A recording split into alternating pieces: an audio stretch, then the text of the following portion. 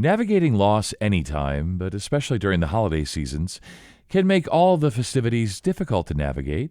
It's okay to acknowledge the pain and loneliness you might be experiencing. Remember, you're not alone, and it's okay to prioritize your well being. Be gentle with yourself and find moments of joy, no matter how small. And joining me today to help us understand grief and loss and share some suggestions to help us manage our feelings, time, and happiness is Deanne Collins. She's the Behavioral Services Clinical Manager with Health First. This is Putting Your Health First, the podcast from Health First. I'm Scott Webb. Deanne, it's so nice to have you here today. We're going to talk about grief, essentially, and the stages of grief and managing grief and helping folks who are grieving. So let's just foundationally here, as we get rolling, talk about the different stages of grief. What are the stages?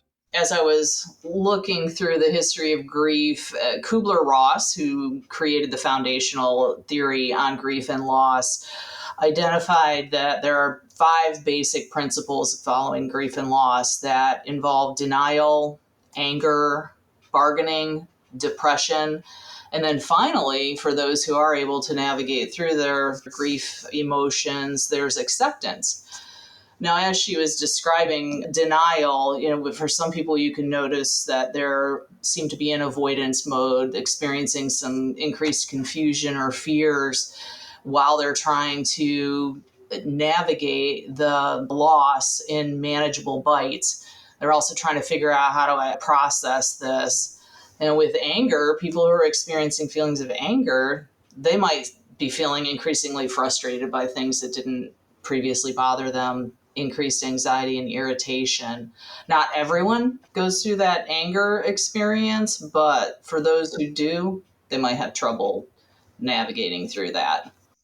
Yeah, so there are obviously the stages of grief, but it makes me wonder, do they always go in order? Is it convenient like that, where we just sort of progress through the different stages, or can folks sort of jump ahead and jump around in terms of dealing with grief? Yeah, they definitely do not follow a hard line. It is going to be something that is different for each person. It seems very fluid in my experience working with individuals with grief, as well as my personal experiences with it, is that they may start out in denial, or they might jump right to anger or bargaining. And so it is different. And some might not happen at all, depending on that situation with the loss. It's different for each person. Yeah, I see what you mean, that it's situational. It depends on the person. They may experience, some of the stages. They may be in order, but it really depends on the person and the situation. So then how do we help friends and loved ones who are grieving? One of the things that I have found to be helpful in supporting those who are grieving is really just allowing them the space and the ability to take things at their own pace, and allowing them to move through their grief in their own way, because there really is no rule book on how everyone is supposed to navigate through loss. They might experience moments of intense sadness, but there also might be moments where they're able to reflect on, if it's a person that they lost, being grateful and happy that they had the opportunity to have a relationship with that person and have them in their life. So just allowing them that safe space and taking the time as they need it and as they see fit, because it's really about them navigating their emotions. Yeah, that's a perfect way to put that. It really is about them and trying to meet them where they are and be the best person you can be for them to help them through their stages of grief. And, when it comes to holidays, right, there are many holidays. Generally speaking, the holidays, folks either maybe suffer more loss than other times, but even if that's not the case, it makes them think about that loss. It makes them think about lost loved ones and friends and things like that. So what can we do to help them sort of stay distracted from their grief during the holidays? Sometimes I kind of wonder, though, do we want to stay distracted, or should we allow ourselves to feel those feelings? Because we often, when we tell ourselves not to think about something or try to redirect ourselves, we might find ourselves drawn back to that more often. So for a lot of people, really figuring out what are the regular routines that I usually engage in, whether it's through the holidays or on a day-to-day basis. Routine brings comfort for many of us. And then really thinking about, what are the things that I actually enjoy doing? And you might have to consciously put effort into figuring those things out when you're in a sad place or you're going through loss, and then trying to get yourself engaged, whether it's by yourself or with family members or a primary support. Yeah, I see what you mean. It is a tough question, right? Should we sort of deal with the grief head on, or should we distract ourselves? Again, maybe as with a lot of this stuff, maybe it is sort of situational and unique to the person and the type of loss that they experience. And it makes me wonder, just speaking about the memory of lost loved ones, be they friends, family, whomever, how can we do that? How can we keep their memories alive without it always causing us a level of pain that's hard to deal with? I think one of the things that can really help us as we're navigating those feelings is recognizing that while there is pain in this moment, it's going to ease up as time moves forward. And as you learn how to move forward and navigate those feelings, recognizing that sometimes the best thing we can do for that person is to allow ourselves to move forward. And I think in general, really being able to show ourselves self compassion and being kind to ourselves, knowing that, the loss is there and that it did happen and that you experienced it. But maybe thinking about ways to honor that person. For example, some people will set a place at the table so that they can remember them and feel like they're including them in their family traditions. And are there little things that were meaningful to that person that they could include? And then they often reflect on that fondly rather than the pain being associated with the loss. Talking about support, right? Whether it's counseling for ourselves or for others, or maybe if group therapy would be beneficial, what should someone do for support? I think when someone finds that they're continuing to struggle and for themselves, they're not getting back to whatever their mental health and wellness baseline is, that they would benefit from additional supports. Right now, with all the technology we have, there are a lot of terrific online resources that are available. But even exploring beyond the technology side of it and looking at local resources, the hospice centers typically would have grief support groups. There's also individual therapy. Sometimes there are some just family support groups that are specific to the type of loss that was experienced.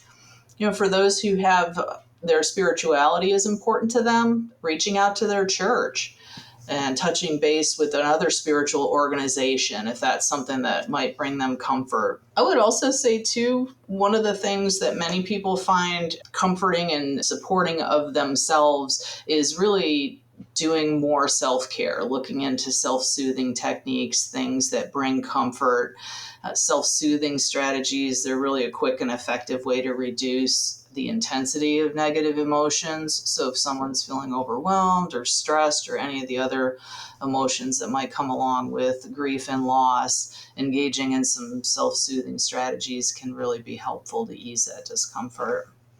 Yeah, and kind of as you were saying before, just allowing ourselves some grace, right?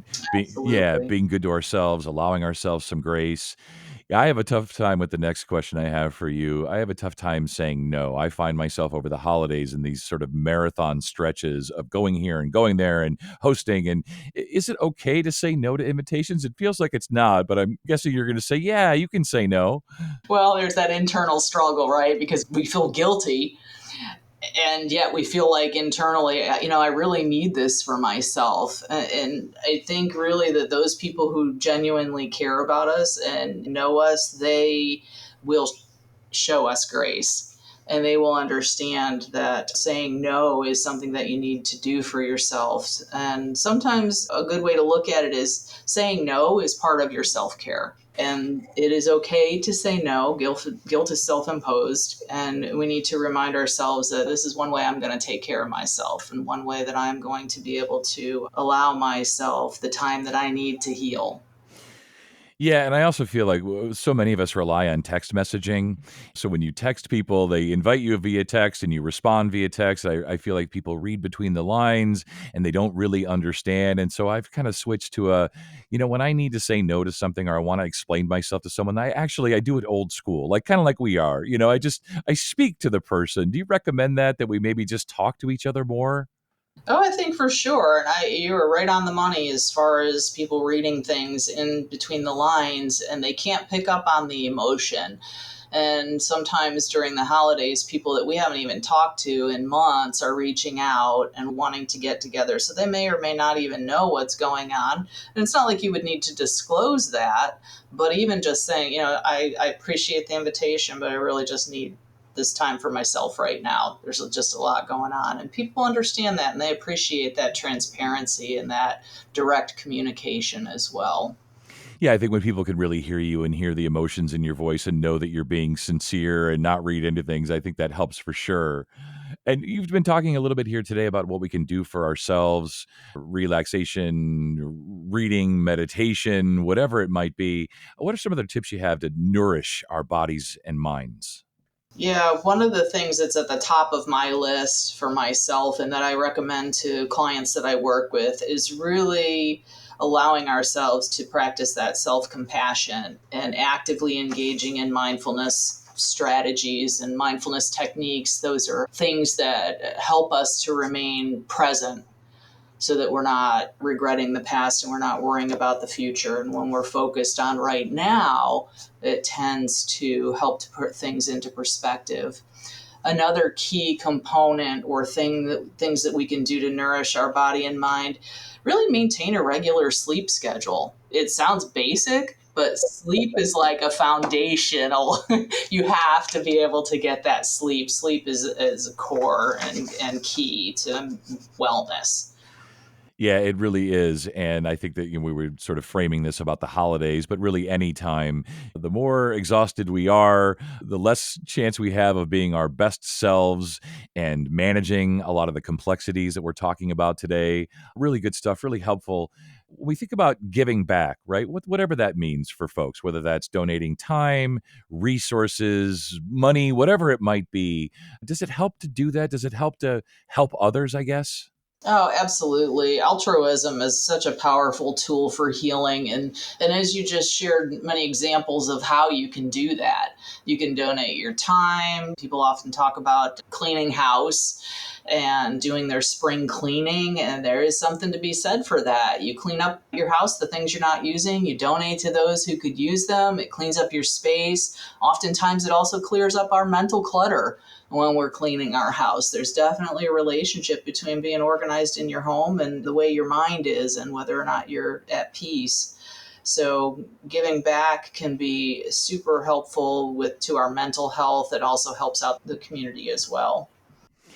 Yeah, that's how I feel about it, that it makes us feel good and feel involved and feel helpful, and it helps others in the process. So, all beneficial, I think. Yeah. I just want to wrap up here today. We talked earlier about some of the options for support, counseling, that kind of thing. But let's talk about really like professional help. What's the best way to seek professional help if it's needed? Yeah, if someone finds that they're not getting back to their mental health baseline and they're just finding that their sleep is really broken or they're more irritable or just overall not having that quality of life that they want, it would be really strongly recommended that they start with reaching out to their primary care provider and sharing some of those symptoms and the feelings that they're having with that provider. The provider can make recommendations, whether it's counseling or maybe he might look at medication. You could also contact your insurance company and they can go through providers that are mental health providers in your network. So we want to keep the costs as low as possible and they can provide some direction with that as well. But the primary care provider is probably a good starting place. For those of you who maybe are in a crisis or finding that you're absolutely overwhelmed with the current situation, 988 is also an option. It's a national crisis and suicide hotline. They have trained crisis counselors that are available 24/7. There's also text to talk, and that's another resource that's available as well for those of you who would be more comfortable with texting. But don't be afraid to reach out if you find that you're needing additional help. Yeah, that sounds right. All of us, we have primary doctors, primary providers. When in doubt, reach out to them. We can always branch off from there. As you say, insurance may be a concern, but when we think about physical and mental wellness. We have resources. Hopefully, most people have resources they can lean on and turn to, and hopefully they do. So thank you so much for your time today. You stay well. Yep, you're welcome. Thank you. And for more information and resources, go to hf.org/behavioral wellness. And if you enjoyed this episode, please be sure to tell a friend, share on social media, and check out our entire podcast library. We look forward to you joining us again.